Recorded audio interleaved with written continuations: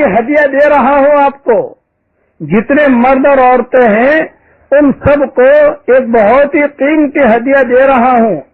مردوں کے لیے بھی، عورتوں کے لیے بھی، بچوں کے لیے بھی. اور میں اس کی اجازت میں جنات پریشان کر رہا تھا، کوئی عفریت پریشان کر رہا تھا. حضور صلی اللہ علیہ وسلم گھبرا رہے تھے. حضرت جبریل سے شکایت کی کہ مجھے پریشان کر رہا ہے. حضرت جبریل نے کہا میرے ساتھ پڑھیے. تو حضور صلی اللہ علیہ وسلم کو دعا پڑھائی. آپ لوگ بھی جو سن رہے ہیں یہ بھی آپ لوگ بھی پڑھ لیجئے میرے ساتھ.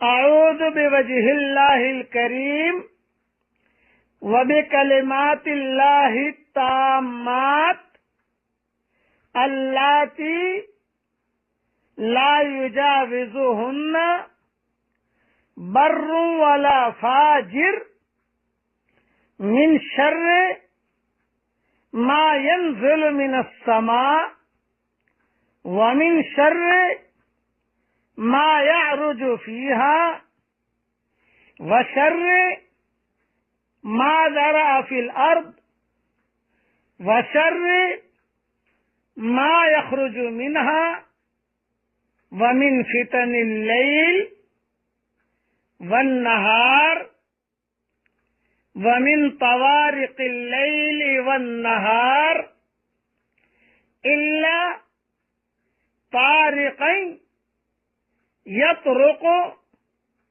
بخير يا رحمن. ترتیب جو بتا رہا ہوں یہ ترتیب حدیث شریف میں نہیں ہے، لیکن جو چیز پڑھی جاتی ہے وہ سارے کے سارے حدیثوں میں آتی ہے. یعنی جو حدیثوں کے اندر اس کا پڑھنا اپنے اپنے اعتبار سے آتا ہے، لیکن ترتیب اس کی یہ ہے، اس کا نام میں نے رکھا ہے حصار. پہلے درود شریف پڑھ لیجئے، پھر الحمدللہ شریف پوری سورت پڑھ لیا کریں، پھر آیت الکرسی پڑھ لیں، پھر چاروں قل پڑھ لیں، آخر میں درود شریف پڑھ لیں. یعنی اول اور آخر درود شریف پڑھنا، درمیان میں سورہ فاتحہ، آیت الکرسی اور چاروں قل پڑھنا.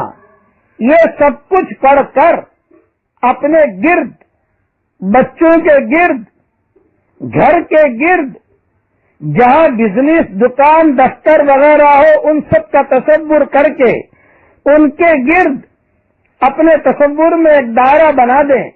جس چیز کے گرد آپ دائرہ بنا دیں گی وہ سب چیزیں انشاءاللہ اللہ رب العزت کی حفاظت میں آ جائے گی.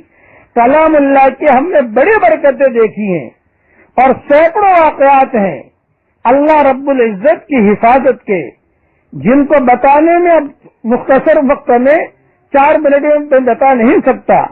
اس لیے اتنا کہہ دینا کافی سمجھتا ہوں کہ یہ حصار جس دن میں اور جس رات میں آپ بچوں کے گرد بنائیں گی، آپ کے بچے انشاءاللہ فتنوں سے، آفتوں سے، مصیبتوں سے محفوظ رہیں گے.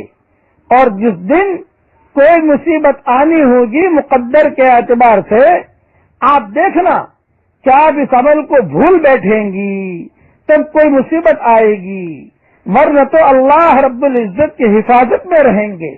بہت جاندار نسخہ ہے، سلف صالحین کا یہ معمول رہا ہے. علماء نے لکھا ہے کہ سلف صالحین کا یہ معمول رہا ہے، اور ہم نے ہمارے دور میں بھی ہمارے اکابرین کو دیکھا.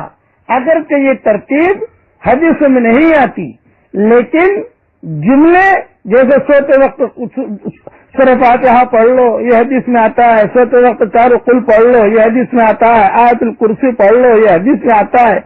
تو بھئی بچوں کا حصار کر لیا کرو. بچہ سو گیا، اب جو ہے پڑھ کر ماں جو ہے اتنا دم کر دے، وہ بچہ اللہ کی حفاظت میں انشاءاللہ آئے گا. پھر بچہ جو بڑا ہو گیا، اس قابل ہو گیا کہ خود پڑھ لے تو بہت اچھی چیز ہے، لیکن خود بچہ چھوٹا ہے. اب اس بچے کو اس طریقے سے کر کے روزانہ گھر میں یہ تربیت ہونی چاہیے. یہ تربیت محنت میں دے رہا ہوں آپ کو کہ بچوں کی اچھی تربیت کیسی ہو. یاد رکھنا پھر یہی بچے دین کے بڑے داعی بنیں گے. آپ کا انشاءاللہ بزنس بھی سنبھالیں گے اور دین کے وفادار بنیں گے۔ اللہ تعالی ہم سب کی اولاد کو دیندار بنائے، اور اللہ تعالی ہم سب کی اولاد کو ہماری قیامت تک کے آنے والی نسلوں میں اللہ تعالی دین کے بڑے بڑے داعی پیدا فرمائے۔ آمین آمین۔ السلام علیکم ورحمۃ اللہ وبرکاتہ۔